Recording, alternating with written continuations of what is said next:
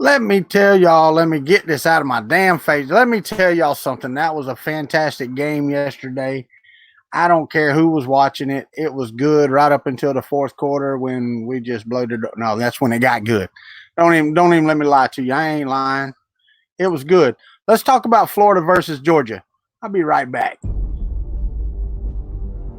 They have the most talented roster. I think Dan Mullen and Todd Grantham are going to be able to turn this team around. This is the perfect guy, the perfect place, and the perfect time. They got a ton of talent. That's Florida's job, and that's Florida's opportunity for the taking. Hey, we cannot have a good day today. We can't. We have to have a great day. The reps don't count. When it's hard, I can push through.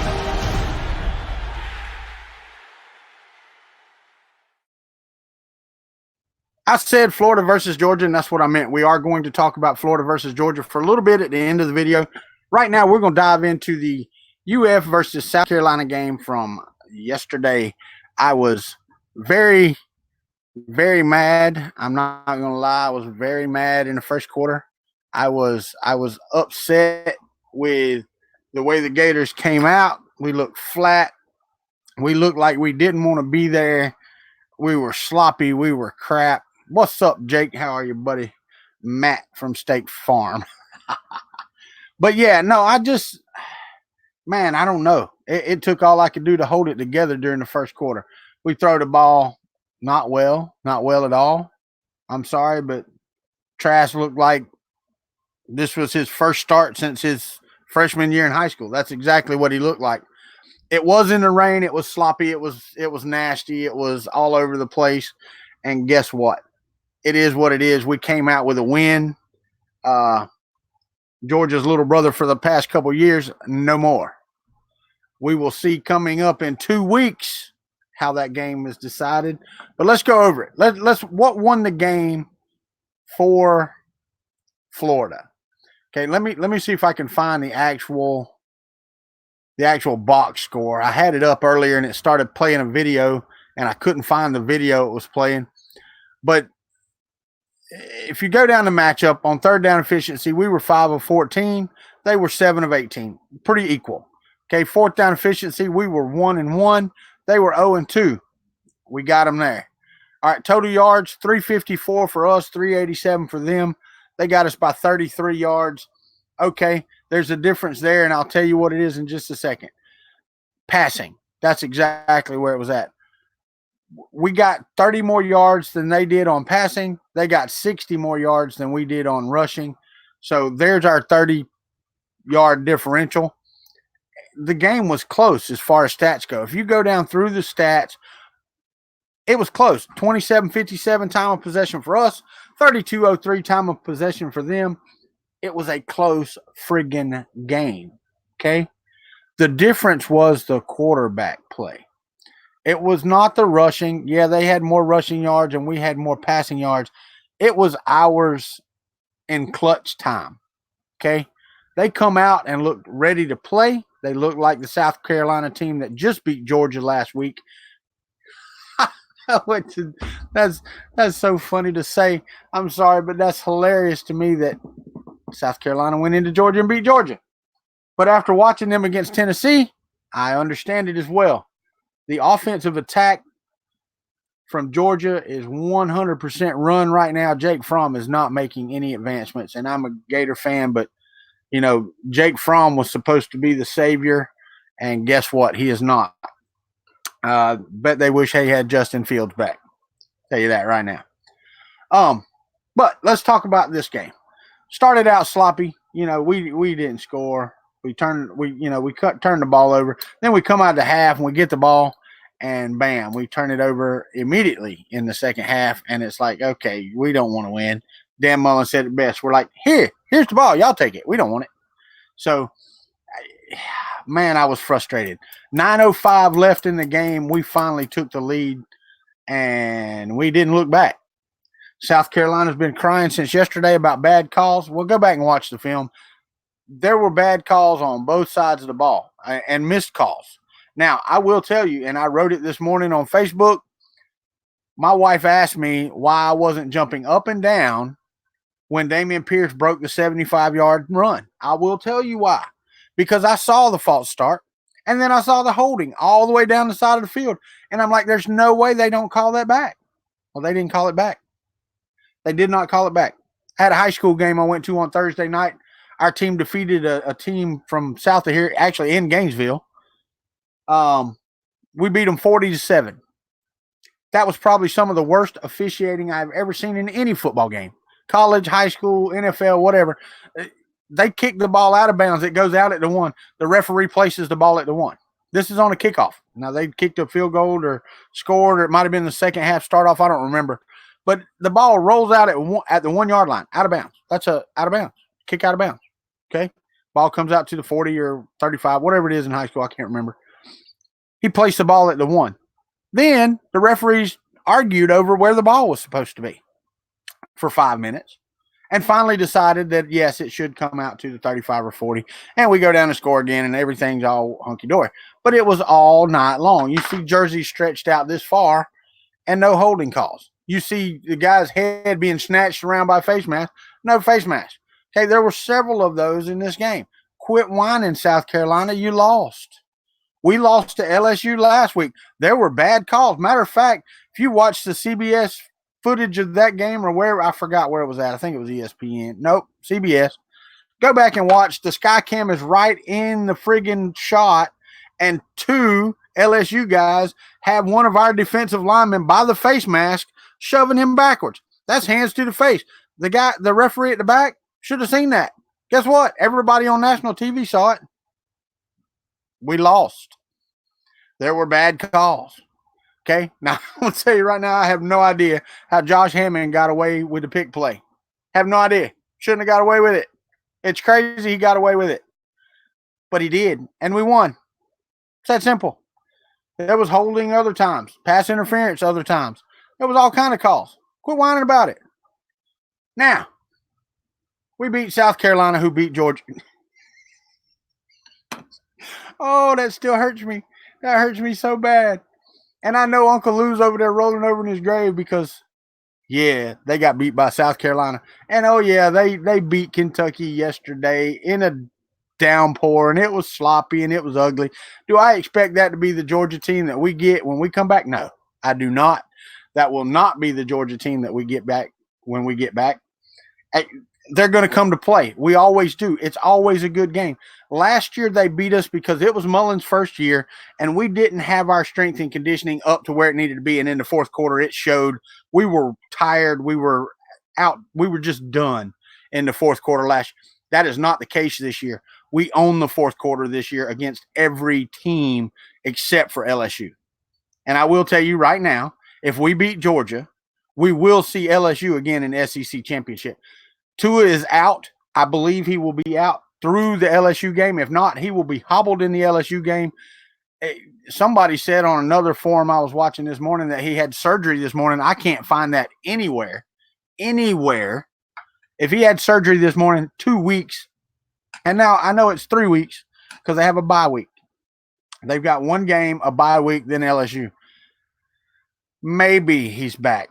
I doubt it. I doubt it very seriously. If he had surgery this morning, I doubt it very seriously. That means it was more than just a high ankle sprain. Unless there's something you can surgically repair in a high ankle sprain that I don't know anything about.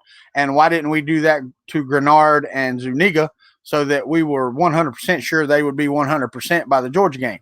Because we're still not. We were missing those two, and pray to whoever you want to that they are back for the Georgia game, because if they are not, we are in trouble. That DeAndre Swift is the real deal. I watched him yesterday, and the boy can run, okay? Najee Harris from Alabama ran all over Tennessee. Okay. But DeAndre Swift ran on Kentucky yesterday like a grown man, and he had to. If not, and I know Kentucky didn't score a point, but it would have been tied at the end of the game 0-0 had it not been for DeAndre Swift, because Fromm did nothing to help them. It was 100% Swift's ball game, period. Okay? So what am I looking for in the matchups between the Gators and the South Carolina or the Georgia Bulldogs? Is one that we have our defense back to some semblance of 100%. That is so much what I'm looking for. Our run game yesterday was better. Our run blocking was better. Hopefully they can get better in the bye week because let's face it, we played Auburn. They came to our house. They were expected to beat us. Then we go on the road to LSU, and we played with them for 3.5 quarters, okay? I will tell you this. We made a couple mistakes they capitalized on. Good win for LSU. They're a damn good football team. I've said it before, Joe Burrow is the real deal. I will tell everybody he's a fantastic quarterback. If we have our defense at 100%, that is all we're going to need. And we run block even a tiny smidge better so that we can get 2 or 3 yards per run and just keep Georgia honest. We will eat them alive come 2 Saturdays from now. Oh, I'm so mad we're off next week, but it is good that we have that bye week to get healthy before Georgia. And then we've got Missouri, who just lost to Vanderbilt. Didn't see that coming. Did not.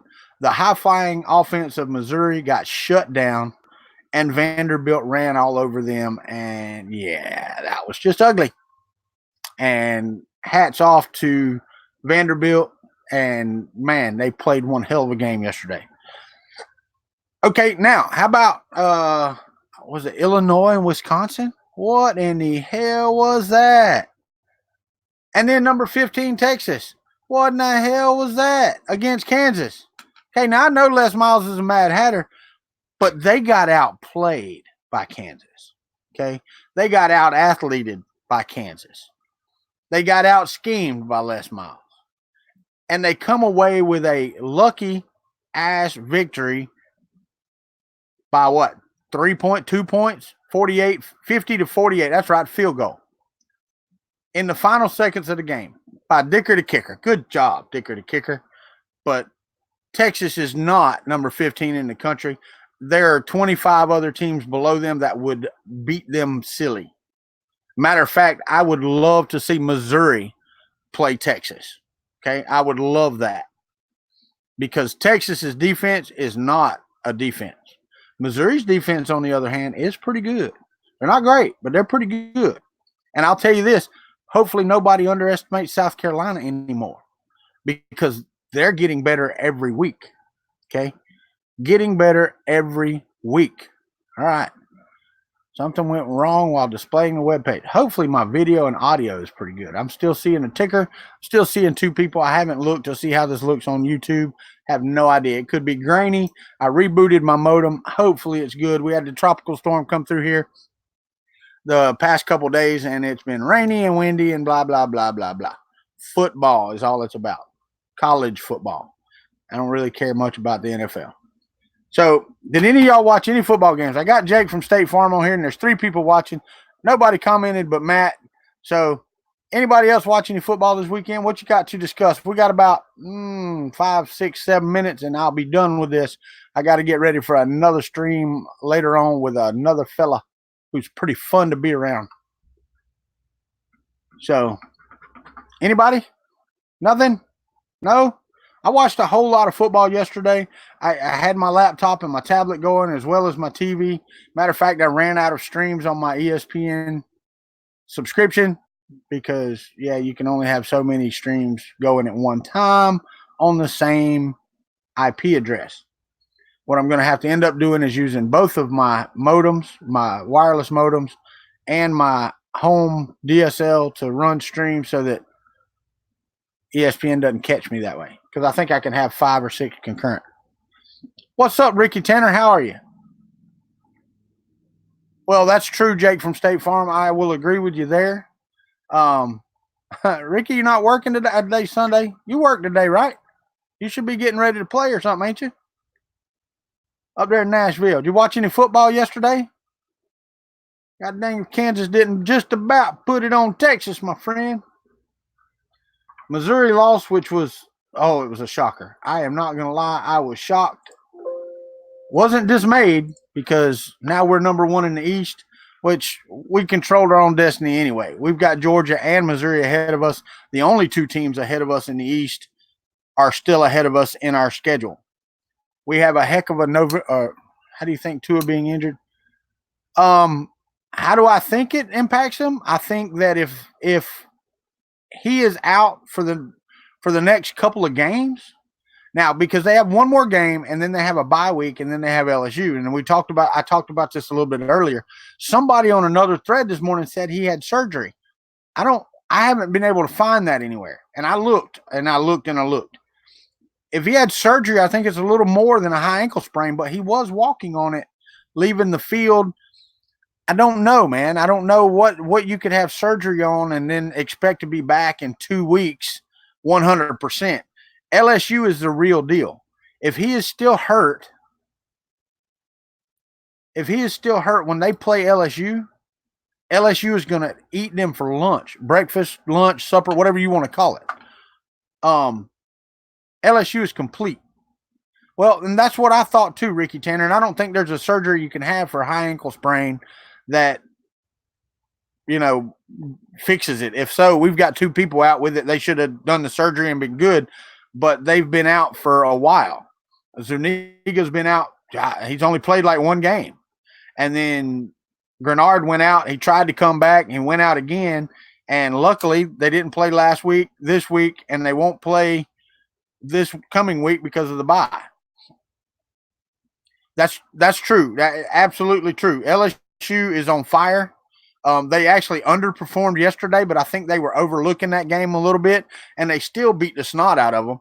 But they only scored 36, and that's indicative of coming off a high win against us and just not being up for the game. And they still put 36 on them and limited them to whatever 17 or whatever. I don't remember. It was not much. My money is on LSU. Even if Alabama was 100%, I would still pick LSU to win the game. He should be. He should be the front runner for the Heisman candidacy right now. I've been watching them all year, and LSU has done nothing but impress me. Nothing but. In our game, they just outplayed us. I mean, it was just what it was. It was number 5 playing number 7. Now they're number 2 and we're number 9. I don't think they've come out today yet. They should be coming out soon. It just is what it is. God, yeah. I mean, the games in the rain yesterday, we played South Carolina in the rain and we beat them. Georgia played them at home on a sunny day and lost. South Carolina is a good football team. It belies their record. Yeah, the thing about it is Jalen Hurts, and don't get me wrong, Jalen Hurts is fantastic, okay?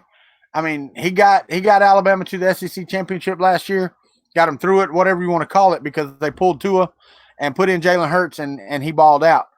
The problem with him playing in Oklahoma, the way his stats are, it's just like the last 2 Heismans. They're not playing any defenses there that scare you, okay? They just don't, and that's what really gets me. But it was fantastic gaming. It really was. I've got about 2 minutes and I got to get off of here. I got to get ready for the next stream. It will be at, 4 o'clock, but I've got to get ready for it. So anyway, the football landscape has changed. Wisconsin losing to Iowa really, really was a shocker. I mean, it really was. I did not see that coming to Illinois, not Iowa. Because Illinois they don't scare you. And I think that's what happened. Wisconsin just overlooked them. Illinois said, we got nothing to lose. Let's go. So that's what it was. But anyway, guys, thank y'all for being on here. I appreciate it. I appreciate y'all stopping by. If you haven't, like and subscribe to the channel. And get in the chat. We'll talk about college football. That's what I like to do. I like to get up on Sunday, watch the recaps, watch, and see all I can about what happened on Saturday. And then we can discuss football. If I watched your game, I will discuss it with you all day. If I saw a lot of it, then I will discuss it with you all day. If I didn't see it, I'll have to take your word for it. There we go. There's the video playing again. Hopefully that didn't kill me. It did really shake things up, but it also exposed what Georgia is. Georgia's not complete, and I don't know why. With their recruiting and with Kirby Smart being I don't know that Kirby Smart's any better of a coach than what Mark Richt was.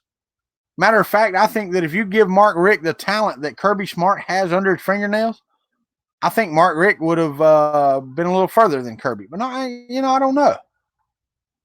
I look at some of his decisions and I'm scratching my head. But I do the same thing with our coach Mullen. I mean, it's just like, what? What were you? What? But I'm an armchair quarterback just like everybody else, just sitting at home, not getting paid that big dollars to coach college football. I'm the same exact person. I watch college football. I love college football.